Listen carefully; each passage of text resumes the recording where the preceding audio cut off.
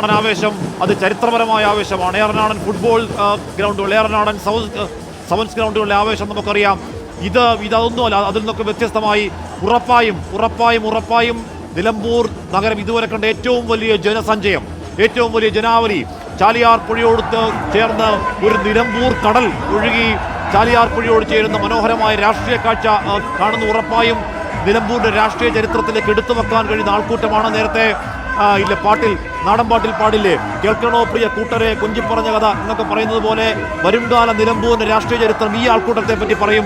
കേൾക്കണോ പ്രിയ കൂട്ടരെ, അന്ന് ഈ പറഞ്ഞ ഈ ബൈ ഇലക്ഷൻ ദിവസങ്ങളിൽ നിലമ്പൂർ പ്രകമ്പനം കൊണ്ട് ഈ ആൾക്കൂട്ടത്തെ പറ്റി ചരിത്രം എഴുതി വെക്കുന്ന കാര്യം ഒരു തർക്കം വേണ്ട. അത്രത്തോളം വലിയ ജനാവലി, അത്രത്തോളം വലിയ ജനസഞ്ചയം. ആര്യാടൻ ഷൗക്കത്ത് അവസാന 10 മിനിറ്റിൽ സംസാരിക്കുകയാണ്. അദ്ദേഹത്തിന്റെ വാക്കുകളിലേക്ക്.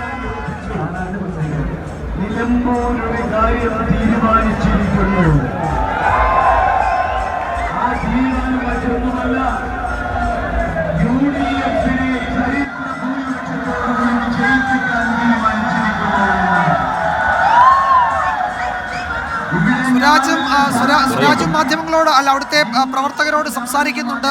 ഒരു പക്ഷേ ഓഡിയോ രണ്ട് സ്ഥാനാർത്ഥികളും സംസാരിക്കുന്നതിന് ഓഡിയോ ഒരു ക്ലാരിറ്റിയോടെ പ്രേക്ഷകരിലേക്ക് എത്തിക്കാൻ കഴിയാത്തത് കൊണ്ട് നമ്മൾ അതിന് മുതിരുന്നില്ല. ആ മഴ, നേരത്തെ തുടങ്ങിയ ആ മഴ ഒന്ന് വീണ്ടും ശമിച്ചിട്ടുണ്ട്. 23-ന് അറിയാം നിലമ്പൂരിന്റെ സ്നേഹമഴയിൽ ആരാണ് നനയാൻ പോകുന്നത് എന്നത്.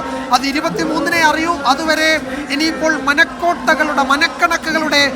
മനക്കണക്കുകൾ കൂട്ടുന്നതിന്റെ തിരക്കിലാണ് മുന്നണി നേതാക്കൾ. PV അൻവർ, അദ്ദേഹം അമരമ്പലം പഞ്ചായത്തിലെ വിവിധ കേന്ദ്രങ്ങളിലൂടെ ഇപ്പോഴും ഒരു ഒറ്റയാൾ പട്ടാളത്തെ പോലെ വോട്ട് ചോദിക്കുകയാണ്. വീടുകൾ തോറും കയറി ഇറങ്ങുകയാണ്.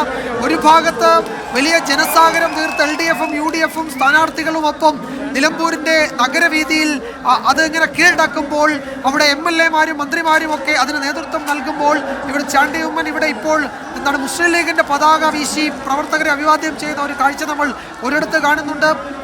ആര്യാടൻ ഷൗക്കത്ത് വോട്ട് ചോദിച്ച് അവസാന നിമിഷം ഇതാ വീണ്ടും പ്രവർത്തകരെ അഭിവാദ്യം ചെയ്യുന്നു. അവിടെ M സ്വരാജ് പ്രവർത്തകരെ അഭിവാദ്യം ചെയ്യുന്നു. അവിടെ PV അൻവർ വീടുകൾ തോറും കയറി ഇറങ്ങി വോട്ട് അഭ്യർത്ഥിക്കുന്നു.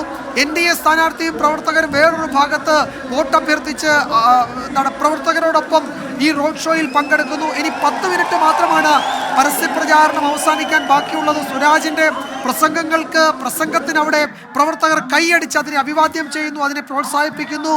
ഇതാ ഈ തെരഞ്ഞെടുപ്പിൻ്റെ പരസ്യപ്രചാരണം അവസാനിക്കാൻ 10 മിനിറ്റ് ബാക്കിയുള്ളപ്പോഴും ആവേശ പ്രസംഗങ്ങളും ആവേശ പ്രചാരണങ്ങളുമാണ് ഈ നഗരത്തിൻ്റെ വിവിധ ഭാഗങ്ങളിൽ നിന്ന് നമുക്ക് കാണാൻ കഴിയുന്നത്. ഇത് നിലമ്പൂരിൻ്റെ രാഷ്ട്രീയ ചരിത്രത്തിൽ ഇന്നോളം കണ്ടിട്ടില്ലാത്ത ഒരു മനുഷ്യ മഹാസമുദ്രമാണ് ഈ പരസ്യപ്രചാരണത്തിൻ്റെ അവസാന 9 മിനിറ്റിൽ നമ്മൾ കാണുന്നത്.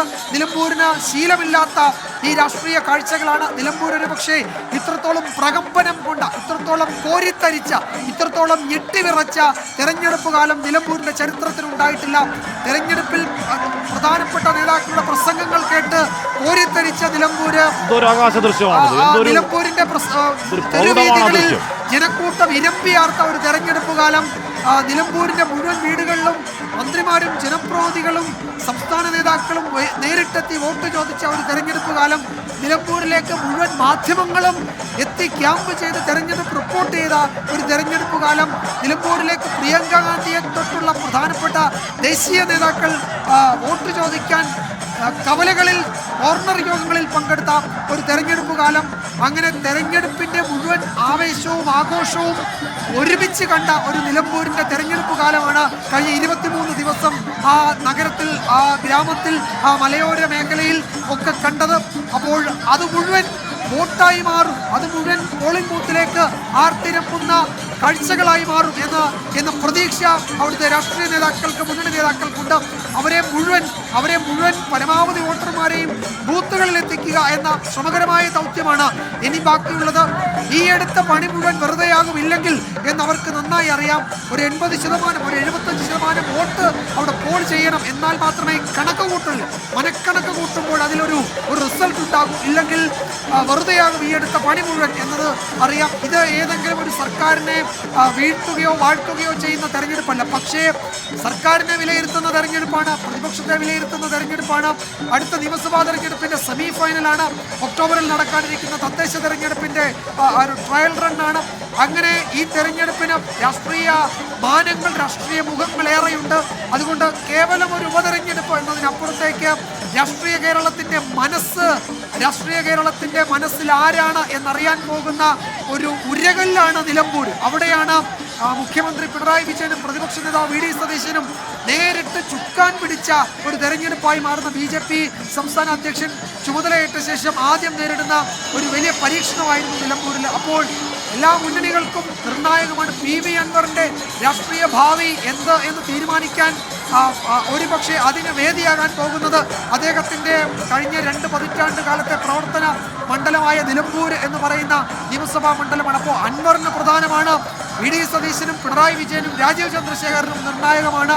സർവോപരി കേരളത്തിന്റെ രാഷ്ട്രീയ മനസ്സ് വായിക്കാൻ പോകുന്ന ഒരു തെരഞ്ഞെടുപ്പാണ് നിലമ്പൂരിൽ നടക്കുന്നത്. അതുകൊണ്ട് അതിന് രാഷ്ട്രീയ മാനങ്ങൾ ഏറെയാണ്.